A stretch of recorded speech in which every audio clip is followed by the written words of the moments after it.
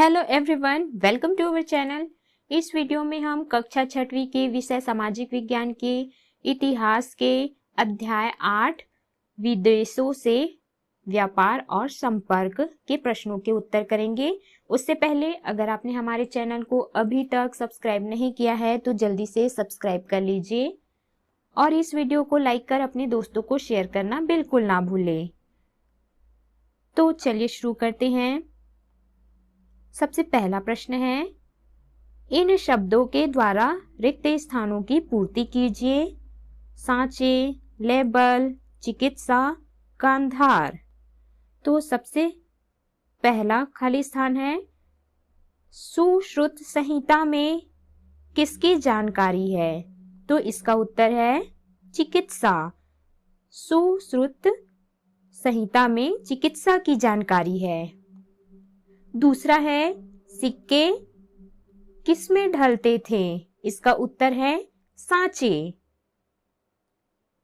अगला प्रश्न है, भारत के उत्तर पश्चिम में क्या है? तो इसका उत्तर है गांधार।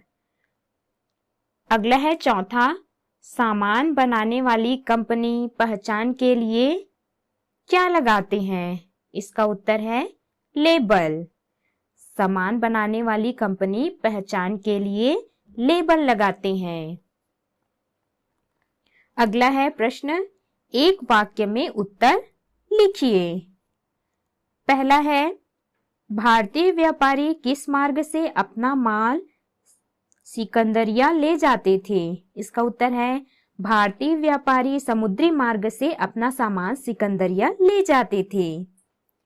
दूसरा है, कुषाण वंश के प्रमुख राजा का नाम बताइए। इसका उत्तर है कुषाण वंश के प्रमुख राजा का नाम कनिष्ठ था।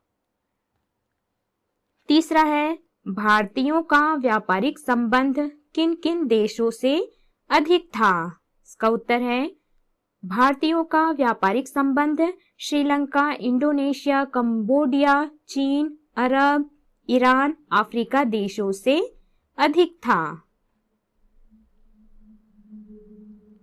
चौथा है,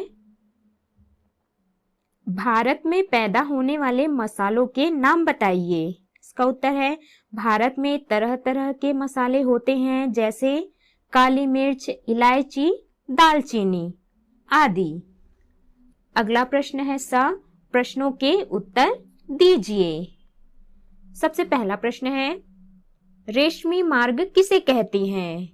इसका उत्तर है चीन से मध्य एशिया होते हुए भूमध्य सागर तक एक रास्ता जाता था।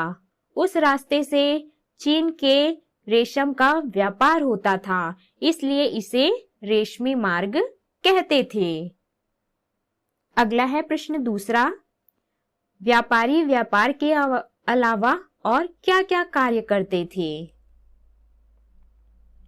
तो इसका उत्तर है व्यापारी व्यापार के अलावा धर्म प्रचार के लिए दूर दूर तक जाते थे। कई भारतीय भी दूसरे देशों में जाकर बस गए। इन सब बातों का लोगों के रहन सहन व सोच विचारों पर गहरा प्रभाव पड़ा। अगला है प्रश्न तीसरा, उन दिनों विदेशों में किन किन चीजों की अधिक मांग थी? इसका उत्तर है उन दिनों विदेशों में काली मिर्च, इलायची, दालचीनी, इसके अलावा हमारे देश के सुंदर कपड़े, चंदन, कीमती पत्थरों के आभूषण, हाथी, मोर, बंदर इत्यादि की उन देशों में बड़ी मांग थी। अगला है प्रश्न चौथा, गांधार शैली की मूर्तियों की विशेषताएं बताइए। इसका उत्तर है गांधार भारत के उत्तर पश्चिम में है। यह हिस्सा यूनानी व कुषाण साम्राज्य में था। इस कारण यहाँ भारतीय और यूनानी कला का मेल मिलाप हुआ। गांधार में बनी मूर्तियों में हम यूनानी मूर्ति कला के प्रभाव को देख सकते हैं। इन मूर्तियों में चुन्नटों की बनावट पर जोर है। अगला है प्रश्न पांचवा, दक्षिण पूर्वी एशियाई देशों में भारतीय धर्म और दर्शन के प्रभाव का उदाहरण बताइए। इसका उत्तर है यूनानी यात्रियों ने भारतीय धर्म व दर्शन की जानकारियां अपने भूगोल और इतिहास की किताबों में लिखा। भारत से जो बौद्ध भिक्षु व श्रमण उन दिनों चीन, मध्य एशिया व दक्षिण पूर्वी एशिया गए थे, उन्होंने वहां के लोगों की सोच, दर्शन और धर्म पर गहरा प्रभाव डाला। दक्षिण पूर्वी एशियाई देशों में भी भारतीय मंदिरों की तरह भव्य मंदिरों का निर्माण हुआ, जैसे कंबोडिया में अंकोक घाट मंदिर, जावा में बोरोबुदुर आज भी उस क्षेत्र का सबसे बड़ा बौद्ध मंदिर है। इसी प्रकार इंडोनेशिया में रामायण की कथा बहुत लोकप्रिय है। अगला प्रश्न है प्रश्न 6वां। सिक्के क्यों बनाए गए थे? इसका उत्तर है वस्तुओं के लेन देन के लिए सिक्के बनाए गए थे। व्यापार में सोने चांदी के सिक्कों का बहुत महत्व था। अजात शत्रु और अशोक के समय के सिक्के चांदी या तांबे के टुकड़ों पर एक तरह के निशानों का ठप्पा आहत लगाकर बनाए जाते थे। इनमें राजा की तस्वीर और उसका नाम लिखा होता था। अगला है प्रश्न 7वां। व्यापारियों को सेठी क्यों कहा जाता था?